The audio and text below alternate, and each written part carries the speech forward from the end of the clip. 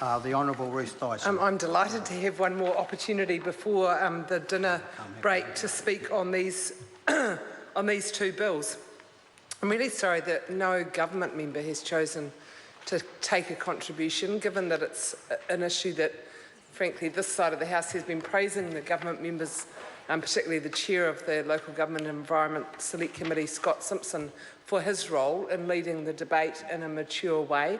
You don't always have an opportunity to praise national members of parliament, and in the rare times that that opportunity arises, I like to grasp it with both hands. But I have to say I'm really disappointed that the chairman of the committee hasn't chosen to take a call on this, because it is worthwhile noting, while we are supporting this legislation, that there have been some concerns expressed. This is a big step forward for the Board of Trustees. It's a big change for them.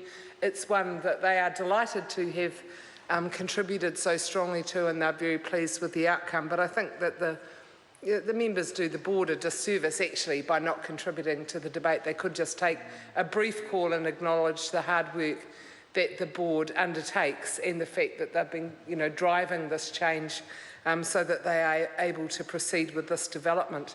As I said in my earlier contribution, Mr. Chairman, I do think that it's also an unusual. I'm hoping that somebody who follows Parliament very closely will say if this is a unique occurrence where we've had a local bill and a government bill, both on related topics, being referred to a committee, and then when they come back to the House, both bills being debated together as if they were one. That is a really unusual situation, and I've been searching social media to see if anyone has commented that this is indeed a unique situation, but we can check on that over the dinner adjournment and report back to the House after 7:30.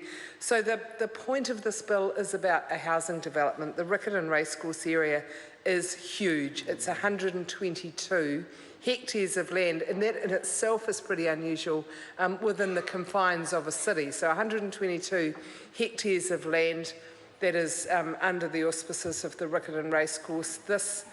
This housing development would take 40 hectares of that 122, obviously leaving a huge amount of space still for the other activities, including racing. My colleague Porter Williams mentioned the Riccarton market, and that has become one of the major attractions on that side of the city, not as good as the Littleton market or the Opawa market, I have to say, Mr. Chairman, but it's certainly well worth supporting, and it will continue. Sorry to interrupt the honourable member. The time has come for me to leave the chair for the dinner break. This debate is interrupted, and I shall resume the chair at 7:30.